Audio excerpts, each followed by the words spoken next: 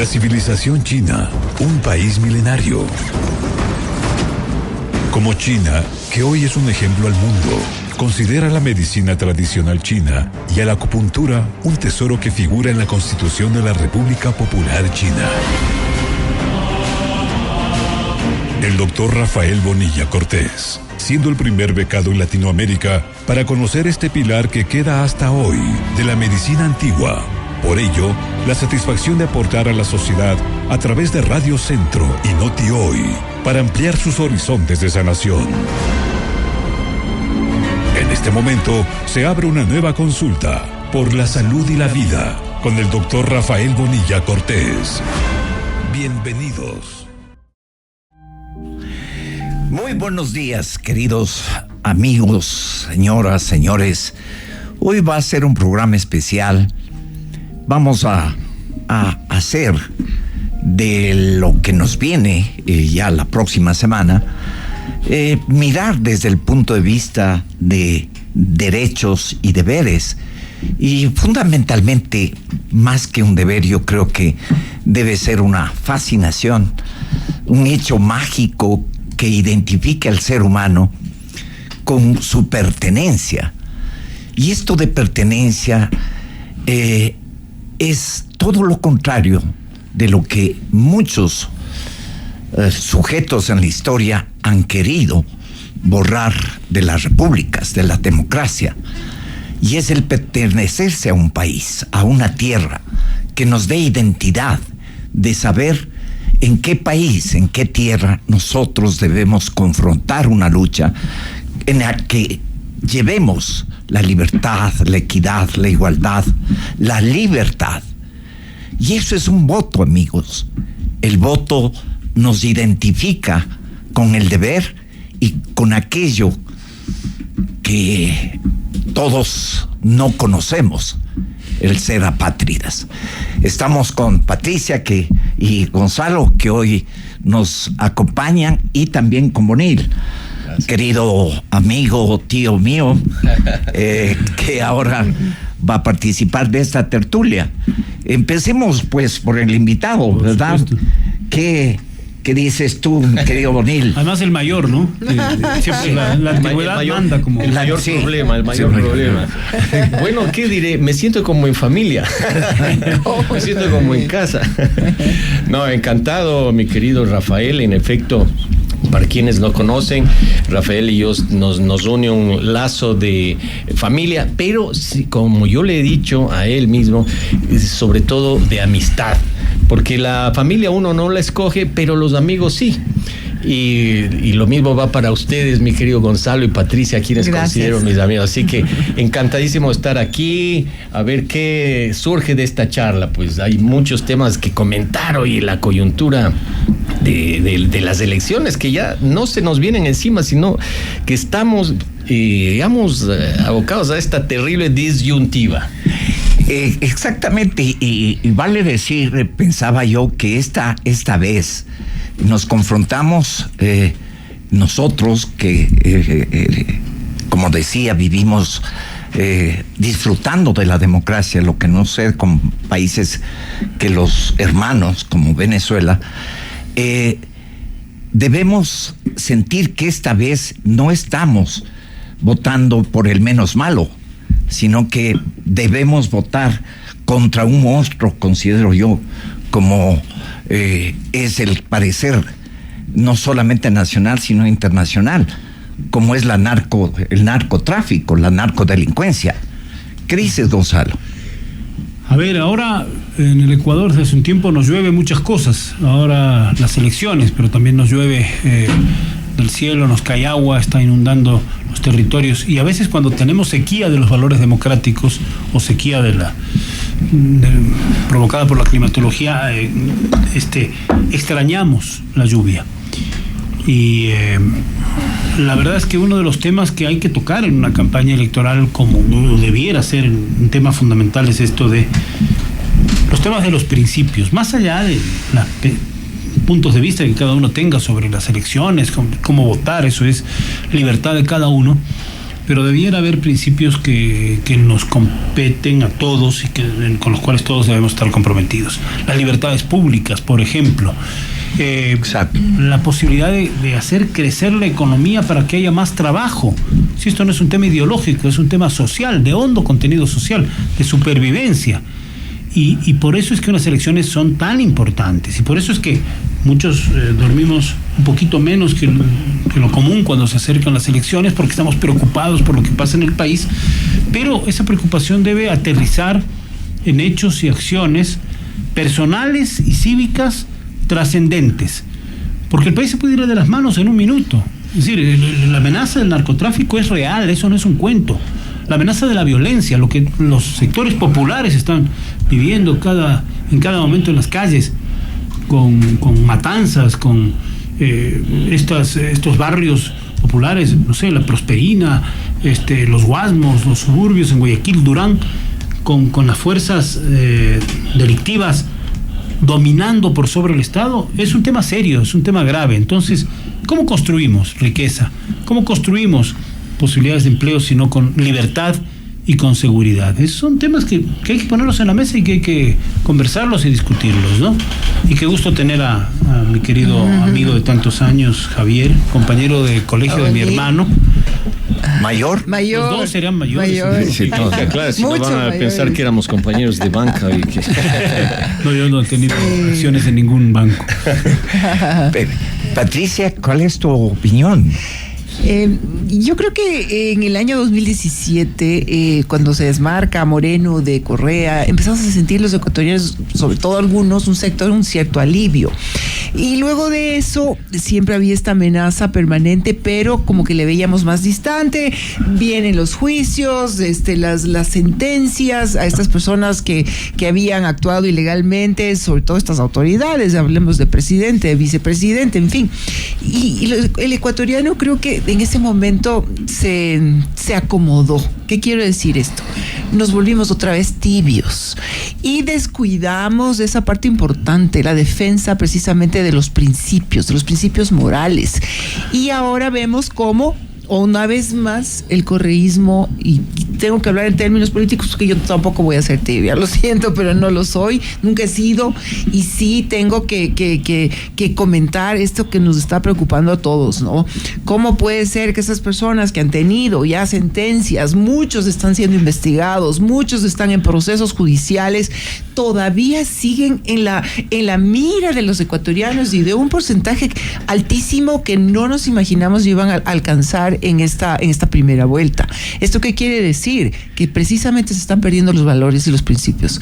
¿Cómo lograr que ese narcotráfico que está ya metido en todas las instancias, no solamente hablamos de los jóvenes, de los niños, de las personas que no tienen trabajo, hablamos de un Estado en instancias gubernamentales, y que ellos sean los que dominan la agenda política, inclusive, con tanta amenaza y tanta criminalidad? Entonces yo creo que es el momento de nuevamente mirar, observar lo que está pasando y lo que podría pasar eventualmente. Y con tanta... ahorita que mencionan ambos el tema de los principios, me acuerdo de esa frase de Groucho Marx que decía: estos son mis principios, si no le gusta, tengo otros, decía. Exacto. Claro. Y bueno, y algo que realmente no había sucedido nunca en la historia republicana del Ecuador, el que tengamos que combatir con un monstruo que había crecido a escondidas, y de pronto verlo ya a un monstruo no solo adulto, sino dueño, con el potencial de miles de millones de dólares, dueño de la voluntad. Siempre me he preguntado yo que cuánto todos debemos valer un valor monetario por hacer fría y cruda la vida y la realidad. Todos tenemos un precio. Todos tenemos un precio. Pero yo siempre he dicho, ojalá nunca se aparezca el tal y cual que venga a ofrecerme lo que yo creo que valgo. Pero yo estoy convencido de que en el Ecuador sí ha habido precio con el que han sido comprados la conciencia, y con lo que se ha desvalorizado un principio tan importante por el que algo se equilibra el mundo, como es la democracia, la libertad. Ahora con todo el descalabro posible, ya no hay adjetivos para nombrar y definir a lo que en el correísmo hemos visto. Ahora nos ponen en la cara, nos enrostran lo que ellos son y lo que ellos van a hacer en el acaso pudieran llegar a la presidencia. Claro, pero yo me quedo absorto ante una realidad. Gonzalo, hace un momento mencionabas, y bueno, tú también, todos preocupados por el grado de inserción del narcotráfico no en la política, sino en la vida misma, claro. ¿No es cierto? Y hablando de los dos candidatos, en efecto parecería ser que son dos modelos de desarrollo económico. El uno, inversión, generar empleo, el tema del empleo, a partir el Estado como el motor de la economía, versus el otro candidato que estaría uno pensando que es a partir de la inversión privada, ¿no es cierto? El motor es la economía privada. Pero el narcotráfico, no es una paradoja, sino un dilema quizás, y es que la economía ahora al mismo tiempo se está moviendo, entre comillas, gracias al narcotráfico, al lavado del crimen organizado, no solo el narcotráfico, ¿no es cierto? En Ecuador se habla de 30,000 millones. Sí, yo he preguntado a gente que relacionada con finanzas, porque yo me manejo a ese nivel, pues no, deben saberlo, ¿no? ¿No? Y claro, todos dicen es difícil calcular eso, pero bueno, hay estimaciones. En todo caso, la gran pregunta es, ¿nos hacemos los pendejos? Dirán los que manejan la economía y la política, como en México, más abrazos, menos balazos, para que este engranaje de la economía sucia, le permita seguir circulando, le permita seguir funcionando, o damos la guerra. Felipe Calderón en una charla mencionaba que el narcotráfico, el crimen organizado, controla o administra el 30%, citaba a alguien, el 30% del Estado. El ministro de gobierno de aquí me parece que no dio porcentajes, pero ya habló de que prefecturas y alcaldías son manejadas por el narcotráfico. Acordémonos de Intriago, el exalcalde de Manta. Nadie sabe por qué le mataron. Se quiso salir del circuito, tal vez. Entonces, es un grave dilema, es una gran pregunta. ¿Qué hacer con eso? Y resulta que el narcotráfico y el crimen organizado es una fuerza supranacional muy potente, que me parece, y ahí viene mi pesimismo, que sea el gobierno con el modelo económico que sea, siempre va a tratar de permear las instancias públicas, ¿no? Entonces debemos decir que hoy más que nunca un voto se va a definir por la cantidad de billones o miles de millones de dólares. Yo creo que aquí han tocado un tema clave. Estamos hablando de valores, pero no necesariamente de valores crematísticos, de monetarios, de cuánto vale la conciencia. Lo que decía Rafael hace un rato, está en juego que nos pongan un precio. Algunos nos pueden vender en peso, pero eso no es, perdiendo. ¿No? Tú sales perdiendo. Pero es un tema de nuevo de valores. Cuando vemos que la sociedad está permeada, que una parte, y hay que decirlo con claridad, porque generalizar sería, me parece, no lo propio, ¿no? Una parte del poder político está penetrada o tiene algún tipo de vínculos con poderes sucios, narcotráfico, contrabando, etcétera, etcétera. Cuando una parte de la justicia también está penetrada, y también hay que decir, no vale generalizar, pero hemos visto casos, y algunos se han juzgado y se han condenado. Y cuando también una parte de la sociedad, porque lo que decíamos, sí, estamos siempre atribuyendo a las élites gobernantes, el ejecutivo, el legislativo, miren cómo transan los votos.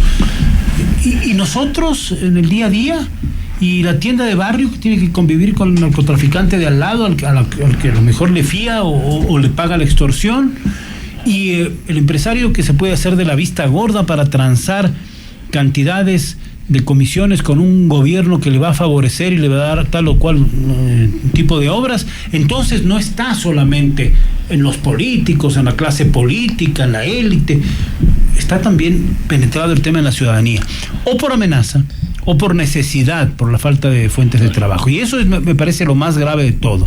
Entonces, volver a los valores, ¿Cuáles son los valores? La convivencia civilizada, el poder crecer, el poder decidir en libertad, el poder circular. ¿Quién se atreve ahora, aquí a 2 cuadras de nuestro estudio de Radio Centro, a circular a las 10:30 de la noche por el Parque La Carolina como hacíamos hace 40 años que lo atravesábamos y no había iluminación? ¿Quién se atreve hoy? Los delincuentes. A hacer eso? Solamente son los dueños. Buscando presa. Entonces también eso hay que ponernos a pensar. Podemos salir cuando salimos a la calle, ¿qué hacemos? ¿Dónde ponemos el celular? Cuando la gente se sube al metro, al bus. En eso hay que pensar. En lo concreto pensaba yo, esto que ha sido incluso mofa y muchos caricaturas de decir que tal candidato, la candidata, tiene una gran votación en las cárceles y el otro afuera de las cárceles.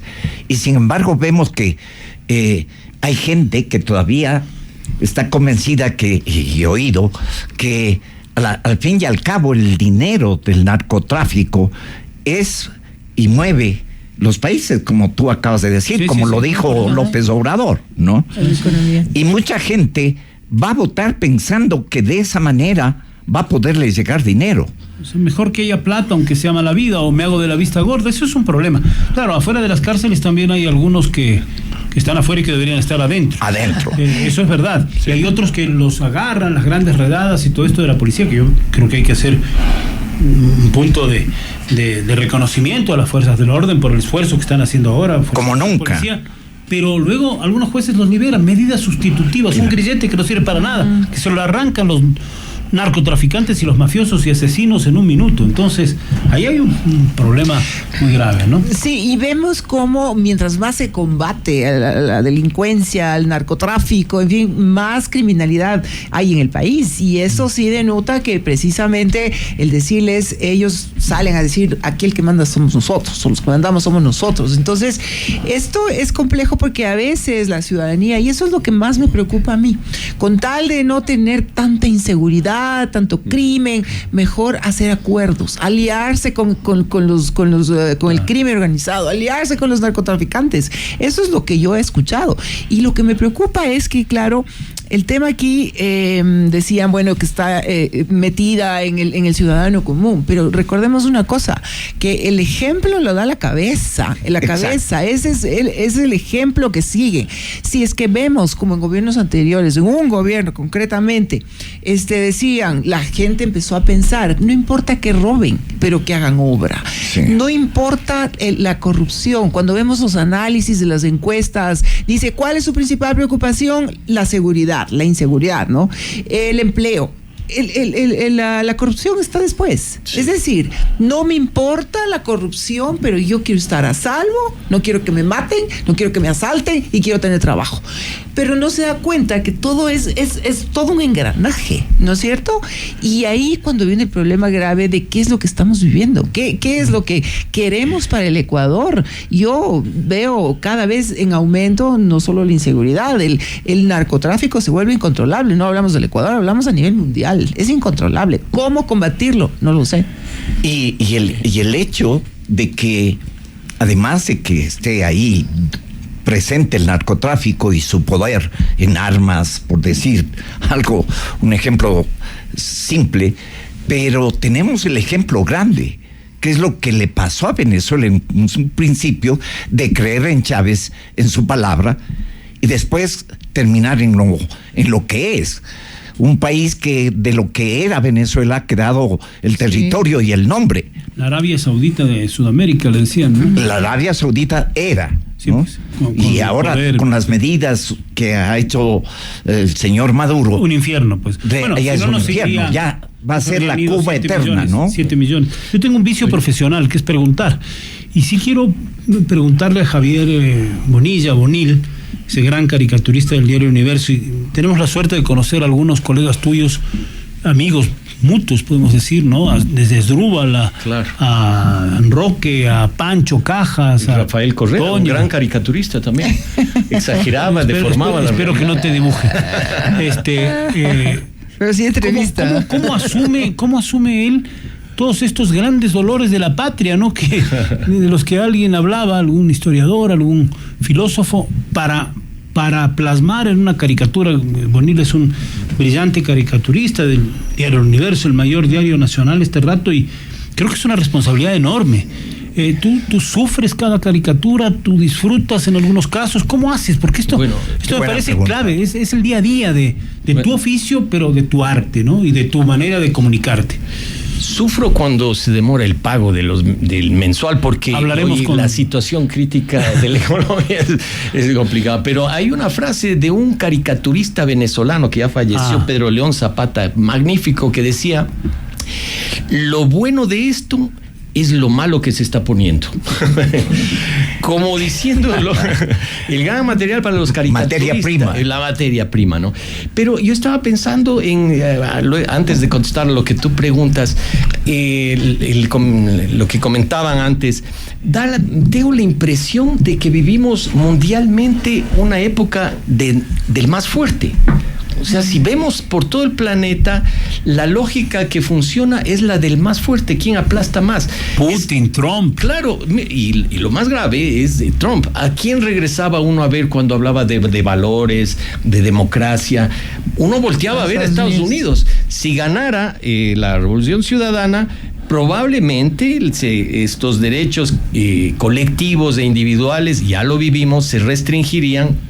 Y por supuesto, antes uno podía decir: regresaré a ver a Estados Unidos a ver que me ayuden. Lo hizo Fernando Villavicencio y tantos otros que vivieron y obtuvieron respaldo. Pero ahora ya ni siquiera Estados Unidos. Por todo el mundo, el grande aplasta. Y Patricia, cuando tú decías esto, el narcotráfico igual es una fuerza que nos aplasta. Es el actor político y social más fuerte, y más fuerte sobre todo porque está por debajo, no lo vemos. Sí. Un contrincante político uno lo puede ver, enrostrar, señalar los errores, denunciar, etcétera, pero el crimen no. Y me acuerdo de una entrevista que le hacían a un gran capo en Brasil que decía: nosotros tenemos la ventaja. Una entrevista de hace 15 años. O sea, en Brasil igual la cosa, claro. ¿No? Nosotros, ustedes no nos pueden ver, pero nosotros sí les vemos a ustedes. Claro. Sin embargo, uno ve que Brasil sigue funcionando, México sigue funcionando, Colombia sigue funcionando, como país, digo, ¿no? O sea, como la economía, la macroeconomía funciona. Entonces me pregunto, ¿será que estamos preocupados por los valores? Que sí nos preocupan, los principios, claro, pero a una élite, a una burbuja? Y a lo mejor la gente, como tú decías, Gonzalo, la gente del día a día, los muchachos, háblale de valores cuando no tiene para ir a la escuela, para comer. Claro, la madre le dice a veces en Esmeraldas, hay casos, ¿no? Oye, consigue algo de plata, ¿para qué vas a ir a estudiar? Claro. Eso es una tragedia enorme, ¿no? Claro. Entonces ahí haces el reto del caricaturista, dices tú, el reto diario, ver el país así. Y yo me siento a veces desconcertado porque con esta presencia igualmente invisible de las redes sociales, ya no sabes dónde está la verdad. Con tantas fake news, con tantas noticias falsas, ya no sabes. Por ahí uno que le acusa a que Novoa Trading estaba involucrada en narcotráfico y eso se riega como el fuego. Y resulta que no es así. O sea, no.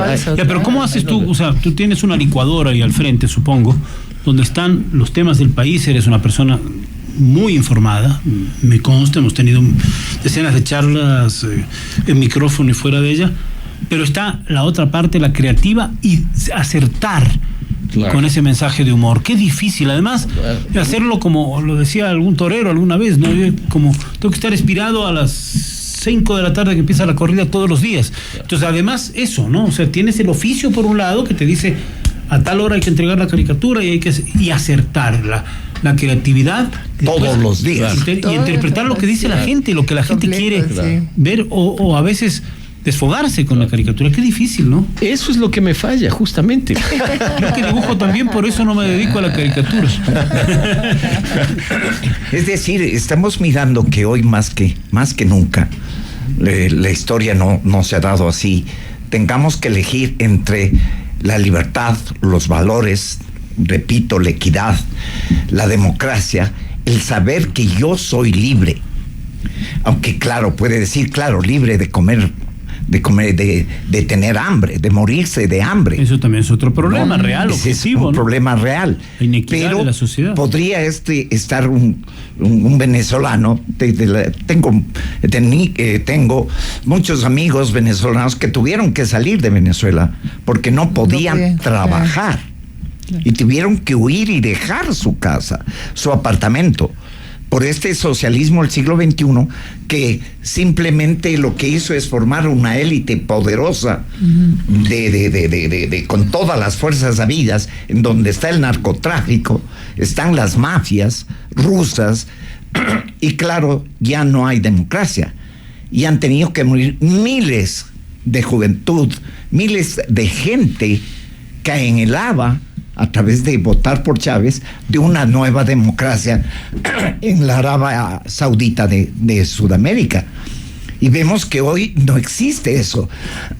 Ya ni siquiera el respeto al voto popular, porque es un hecho mundial que hubo un fraude, claro. Y sin embargo, pese a todo el mundo, Maduro está de presidente, ¿no? Y yo en este tema es importante recalcar cómo emocionalmente, hasta físicamente puede afectar el no tener libertades. Es decir, sí es... Dime a mí que soy casado, pues. Bueno, tienes la libertad de hacer las caricaturas, ahí te desahogas. Pero yo veo cómo tantos y tantos venezolanos han salido arriesgando hasta su vida. Arriesgando su vida. ¿Cuántos han tratado de llegar? Hemos visto en tantos años, durante tantos años, llegar a Estados Unidos, algunos mueren, otros no llegan, por esa idea, ¿no? De la libertad, del sueño, personas, el sueño americano, que ahora sí ya no va a ser sueño, sino pesadilla para muchos migrantes, pero el ser humano de por sí busca la libertad, así se equivoque, pero es la búsqueda permanente. Innata la evolución de sí mismo, ¿no? Por encima al lado del soplo divino. Pero yo he conversado con personas que han tenido que padecer la migración y cada vez que les comienzan a relatar su verdadera tragedia, pues siempre lo hacen con lágrimas, con un llanto de angustia del alma. Uh-huh. Es decir, cuando decimos migrantes, ya nos hemos acostumbrado a oír la palabrita migrantes, pero ejercer, tener que salir corriendo de esa pertenencia que ha sido mi país y ahí sentirla, como me lo han hecho masticar, decir, yo vivía en mi país, en mi tierra, yo soy venezolano. Bueno, y el Ecuador tiene historia también, ¿no? Pero por supuesto. 70 años de migraciones. Se dice que Nueva York es la tercera ciudad en población del Ecuador, California. ¿Por qué? Por las tragedias, por la crisis, por el mal manejo de la economía. En el caso de Venezuela es la falta de libertades y también la quiebra económica. Claro. Pero el Ecuador tiene historia, o sea, tenemos que mirarnos en el espejo de lo que hoy les pasa a los venezolanos también para ser solidarios, comprensivos y abiertos. Aquí hay algunos políticos que se los quieren echar, ¿no? Que se vayan como si fueran no sé, cualquier cosa, y eso no es aceptable. Antes que me olvide, me acabas esto de políticos de recordar una anécdota que lo dijo Ronald Reagan, hablando de cuando se encontró con Gorbachev en la Unión Soviética, la extinta Unión Soviética, de que a Gorbachev había habido una señora que quería hablar con Gorbachev e insistía hablar con Gorbachev. Entonces tanto había sido que Gorbachev le habían dicho, déjela pasar, a ver qué es lo que quiere preguntarme.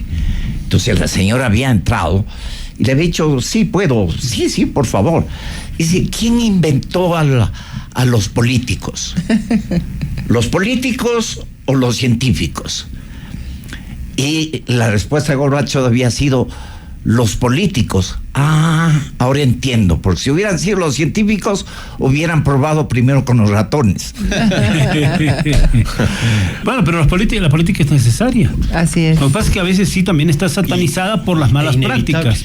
Por los malos políticos. Lo que pasa es que hay que limpiarla, hay que prestigiarla, pero ¿con qué? Con acciones humanas de primer orden.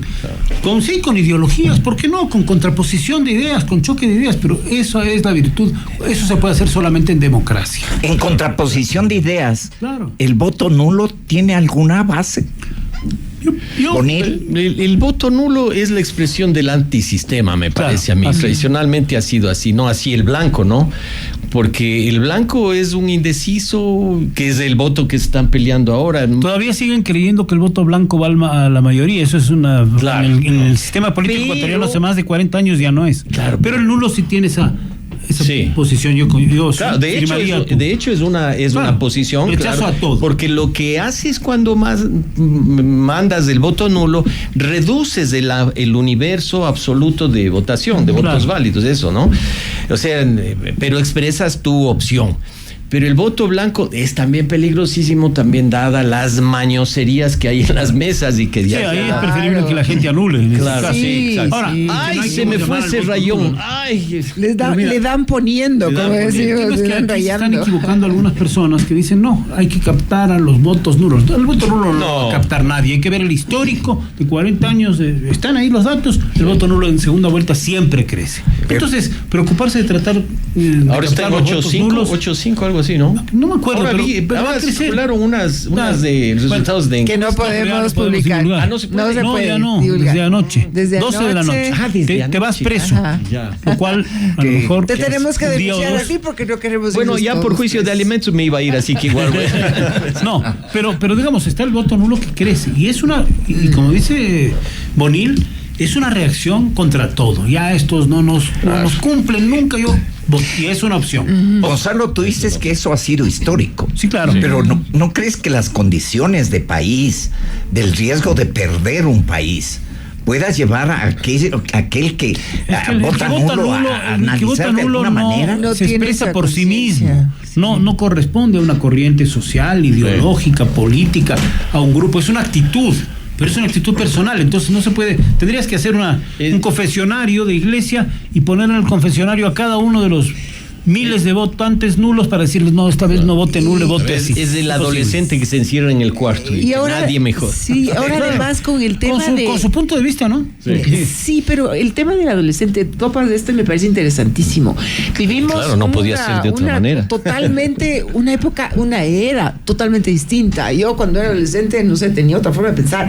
Ahora ese antisistema, ese que me importismo está en la juventud, en los adolescentes, no les importa nada. Es decir, ni se enteran en la inmediatez, o sea, todo tiene que venir masticado y rapidito y tengo que enterarme del plan de gobierno de uno y otro, pero en 30 segundos. Entonces, claro, eso también me imagino yo que está reflejado en la votación, que eventualmente ni siquiera se presenta. El ausentismo también. 25% no es la votación de jóvenes. Pero verás, el tema es que ahí hay que desagregar muchas cosas. Hay adolescentes y adolescentes. Hay algunos que no les importa nada, como bien ha dicho Pati. Claro. Hay otros que les importa todo, pero y otros más que no tienen más remedio. Y hay otros adolescentes que han llegado al poder también. Bueno, o otros que tienen que ir a tomar el arma de un sicario para matar, que son adolescentes. Claro. Eso es tristísimo en esta sociedad, porque no tienen opciones. Pero no les hemos dado como sociedad opciones. Entonces hay una baraja. O sea, ahí totalmente, no vale pero digamos que así no es generalizar, pero sí hay un cambio drástico generacional. Claro. O sea, la juventud ahora, estos millennials, centennials y los no sé cuánto Elias que han salido, que viven básicamente esa es su conciencia, Está mostrando el celular. Exacto, esto es. Entonces, claro, es un cambio dramático lo que nosotros vivimos. Quizá de alguna manera sí nos interesaba un poco más ciertos aspectos cuando éramos jóvenes en la vida, así sea de una tendencia de la otra. Ahora pero hay un, como dice Gonzalo, no es una baraja amplia, ¿no? Porque hay de todos, claro. todo. Sí, tú eras evidentemente una adolescente, una mujer preocupada, interesada en el mundo, en la política y en el entorno social, claro. Pero no todos eran así. También preocupada de que no le asalten, de que no le violen, que ese es otro tema del país, otro gran tema del país, los altos índices de violación, de violencia. Pero ¿eres preocupada de la inmediatez ahora o ya no? Yo de la inmediatez no tanto, yo soy de otra generación, o sea, yo no estoy ni centennial ni millennial, ojo. No sé en cuál millennial estaré. No, baby boomers, esa pero generación. Sí es una generación distinta.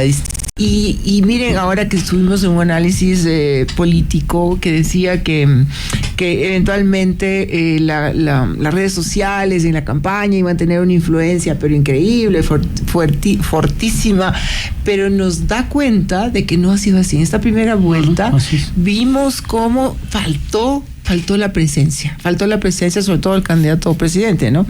Y ahora se ha dado un vuelco precisamente a eso, al estar con la gente. Quiere decir que sí es importante la interacción, el verse, el hablarse, el comunicarse en persona, que de alguna forma aparentemente eso ya no se hacía, ¿no? Es un mito pensar que una campaña o una presidencia o una curul parlamentaria se puede lograr solo con redes sociales, pero también es absurdo pensar que una campaña se puede ganar sin redes sociales. Entonces los técnicos, consultores en comunicación política y gubernamental dicen el 360, aire, mar y tierra. Aire, lo tradicional, la radio, la televisión, la prensa escrita, eso se llama aire ahora. Tierra, las visitas, lo que decía Patti, las caravanas, los encuentros con las universidades, con los medios locales, y el agua, en la sociedad líquida de Bauman, las redes sociales. Yo digo el mar espeso de las redes sociales, que están llenas de tiburones. Léanme, tiburones como trolls, como bots, todas esas cosas que distorsionan y desinforman. Ese es el mundo al que asistimos, ¿no? Claro, pero esa es la realidad. La gran pregunta es ¿qué es lo real? Porque a veces tú puedes tener un contacto presencial, no necesariamente es la realidad. Siempre va a ser una percepción, y el pensamiento es virtual, si lo vemos así. Las percepciones son virtuales, son mentales. Pero fíjate que eso se juega desde hace mucho tiempo, ¿no? Perón mismo decía, la única verdad es la realidad. Y el gran populista que se alió con la izquierda extrema y era fascista en su pensamiento. Así es que la realidad la construye el que tiene el poder, el que gana las elecciones es el que maneja. Ahora se habla mucho de las narrativas. Las narrativas, como se llaman ahora, exacto. Es una narrativa desde el poder. Y el contrapoder, yo creo que es la gente en la calle con su voto. Ese oyente que está diciendo ahora, yo todavía no he decidido, es mejor votar, digo yo ahí sí, por la libertad, es mejor votar por la supervivencia, por el respeto a los pensamientos de los demás. Bueno, y ahí ahorita tenemos poco tiempo, yo sé, pero vale la pena que nuestros oyentes, quienes tienen la paciencia de estarnos escuchando ahora, yo quiero traer a la mesa este tema que no es menor. O sea, si ganara la Revolución Ciudadana, por confesión propia, a propósito de lo que tú mencionas de esto, hay el riesgo de que se pudiera implantar nuevamente una ley de comunicación más severa probablemente. Y digo a confesión de parte de ellos porque... Mi venganza personal será. Más allá de eso, recién hace unas 2 semanas, algo así, surgió de las redes, este mundo líquido que bien traes a colación, las declaraciones de Javier Lasso, asambleísta electo por la LC, que dijo que iban a proponer una nueva ley de comunicación. Y paralelamente, Rafael Correa, en un Zoom en el que estaba Fernando Casado, este venezolano asesor de la campaña, ¿no? Y Luisa González. Hispano-venezolano. Hispano-venezolano. Sí. Bueno. Es que ellos son internacionalistas, entonces ya la ciudadanía universal. Viven en Venezuela, en Bélgica, menos en a México. los venezolanos que quiere Luisa expulsarlos eventualmente. Claro, sin duda. Sí. Dijo algo gravísimo Rafael Correa que no debe pasar por alto. Dijo, lamentándose de que, el gran fracaso del país ha sido en gran parte por la prensa, por los medios, ¿no es cierto? Por eso abogaba por una nueva ley de comunicación. Y dijo esto: la próxima tendremos que ir sobre las estructuras de propiedad de los medios. Claro. Lo dijo. Hay que mirar lo que pasa en Venezuela, hay que mirarse de nuevo en el espejo de ¿Eso Venezuela. qué significa? Estatizar la prensa, estatizar la comunicación. No. Pedir permiso como un servicio público que el Estado te otorga para que tú digas. Y ahora, acordémonos de esta asambleísta Cuesta. Del exterior. Que se habla de la libertad religiosa. Exacto, de la libertad religiosa. Entonces, hay que ponerle ojo. No es pelo de cochino. Ya se puso, ya se sacó el pañuelo, después ahora se ha vuelto a poner. Pero sí, y la gente no entiende la importancia de lo que es la libertad de expresión. No entiende lo que es tener una ley de comunicación. Dicen, a mí que me importa. Claro, pero importa. Es entre ellos, pero importa porque ahí... La libertad de expresión no es ni de los medios ni de los periodistas, exacto, sino de la gente y sus libertades. Sí. Exacto. De todas las corrientes ideológicas, de la extrema izquierda hasta la extrema derecha, que se puedan intrínseca a la razón de ser, ¿no? Claro.